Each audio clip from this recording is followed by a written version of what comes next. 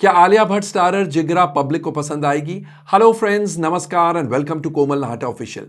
आप समझ ही गए होंगे, इस वीडियो में हम रिव्यू करने जा रहे हैं आज सिनेमाघरों में रिलीज हुई फिल्म जिगरा को।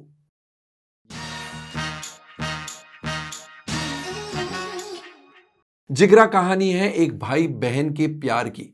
सत्या आलिया भट्ट और अंकुर वेदांग रायना भाई बहन हैं। ये बचपन में ही अनाथ हो गए थे। उनके बड़े पापा मिस्टर मेहतानी प्लेड बाय आकाशदीप साबिर, उन्होंने इन दोनों बच्चों की देखभाल की थी। अभी तो ऑफकोर्स ये बड़े हो गए हैं, लेकिन जैसे सत्या कहती है कि उनकी परवरिश करने के लिए उनसे बहुत बड़ा दाम वसूला था।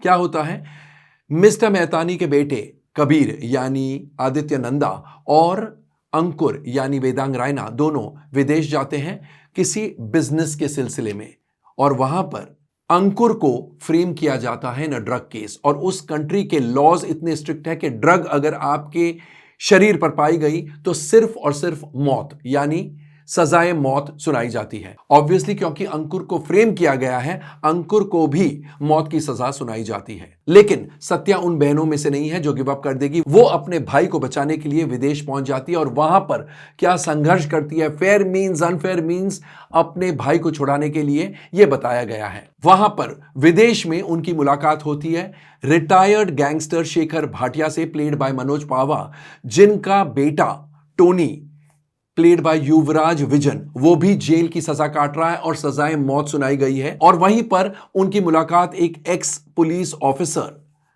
मुथु यानी राहुल रविंद्रन से भी होती है। मुथु ने, जब वो पुलिस ऑफिसर थे, उन्होंने एक गलत लड़के को दोषी ठहराया था। That boy is Chandan, played by धीर हीरा। तो मुथु की भी कोशिश है कि धीर हीरा की जो डेथ सेंटेंस है उसे कैंसिल करवाए और उसे जेल से बाहर निकाले। तो ये तीनों मिल जाते हैं, सत्या, शेखर भाटिया और मुथु।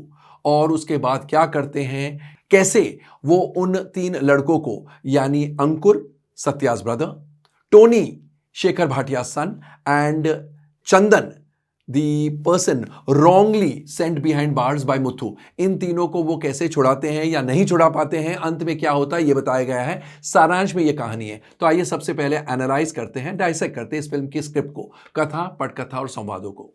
ड्रग्स का केस है, फॉरेन कंट्री है, तो इमीडिएटली आप समझ ही गए होंगे सालों पहले महेश भट्ट की फिल्म आई थी गुमराह, उससे ही ये इंस्पायर्ड है। खैर, इसकी कहानी लिखी है देबाशीष इरेंगबाम और वासन बाला ने। वासन बाला मैं आपको बता दूं इस फिल्म के डायरेक्टर भी है।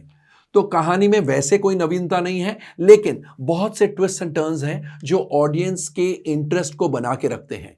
इन दोनों ने, देबाशीष इरेंगबाम और वासन बाला ने, जो स्क्रीन प्ले लिखा है वो बहुत ज्यादा क्लास अपीलिंग है। पहला पोर्शन यानी इंटरवल के पहले का पोर्शन जो है वो थोड़ा स्लो मूविंग है, क्योंकि बातें एस्टैब्लिश होती है, कैरेक्टर्स एस्टैब्लिश होते हैं और इसलिए बोरियत महसूस होती है। प्लस क्योंकि फॉरेन लैंग्वेज का भी इस्तेमाल किया गया है डायलॉग्स में, एंड अंग्रेजी में भी बहुत सारे डायलॉग्स बोले गए हैं, इसलिए बहुत ज्यादा क्लास अपीलिंग है ड्रामा। वैसे भी ये drama by its very nature is class appealing. इन दोनों राइटर्स का स्क्रीन प्ले अच्छा है, सेकेंड हाफ में ज्यादा तेजी से आगे बढ़ता है, लेकिन like the story the screen play is also very class appealing और इसलिए बहुत ज्यादा टेक्निकल भी हो जाती है कभी कभी बातें। एंड क्योंकि एक ही ट्रैक पर चलती है, there is no romance, not much comedy, not much diversion, बस एक ही ट्रैक पर चल रही है, इसलिए बहुत सारी ऑडियंस बोरियत महसूस करेगी, मनोटनी महसूस करेगी। बोरियत थोड़ा गलत शब्द हो जाता है, मनोटनी सेट्स इन। एंड जैसे मैंने कहा, second half is definitely better than the first half, लेकिन सेकेंड हाफ में आपको ऐसे लगता है कि सत्या टार्जन है, वो कुछ भी कर सकती है। विदेश में पुलिस फोर्स वगैरह वगैरह, जेल अथॉरिटी सबको चकमा दे सकती है और कुछ भी कर सकती।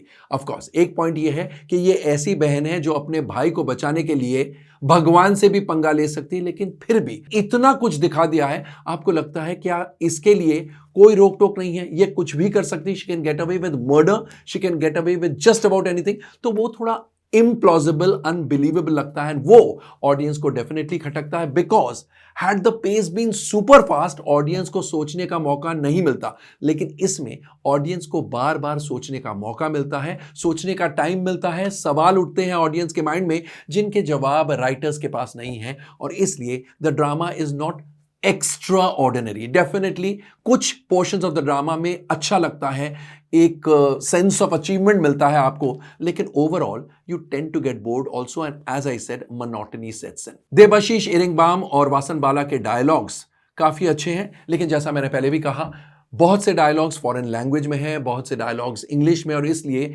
रिस्ट्रिक्टेड अपील वाली फिल्म है।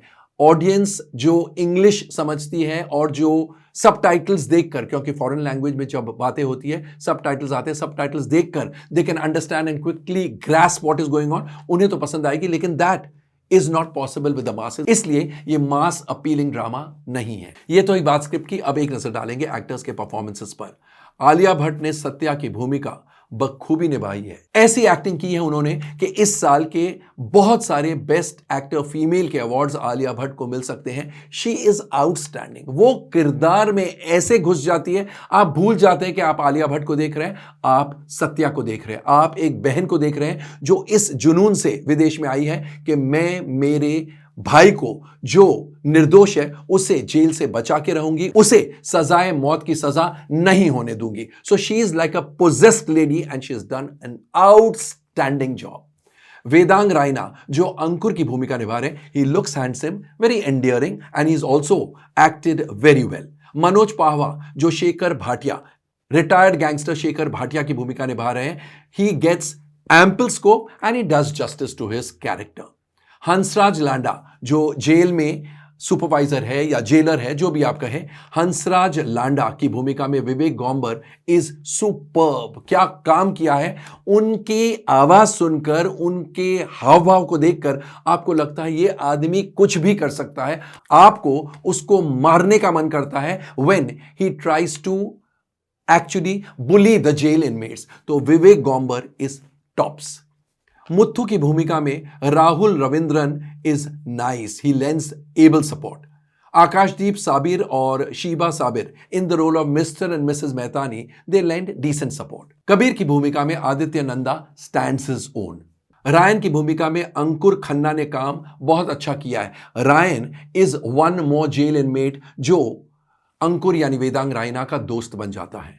Then of course there is Dheer Hira in the role of Chandan and Yuvraj Vijan as Tony. दोनों का सपोर्ट बेहतरीन है। Of course इनके अलावा और भी एक्टर्स हैं, सब ने अपना अपना काम सही अंदाज में किया है। ये तो ही बात एक्टर्स के परफॉर्मेंसेस की। अब एक नजर डालते हैं डायरेक्शन और अन्य टेक्निकल एस्पेक्ट्स पर। वासन बाला के निर्देशन में यह फिल्म बनी है और कहना पड़ेगा कि his direction, like the script, like the screen play, is very very class appealing. ये सिर्फ टारगेट ऑडियंस क्लासेस के लिए बनाई है ऐसा लगता है, और क्लासेस में भी एक सेक्शन है जिनको ये ड्रामा अच्छा लगेगा। It's not that universally the classes will love the film. Film में संगीत अचिंत ठक्कर का है विद वन सॉन्ग बाय मैक्सर्सी।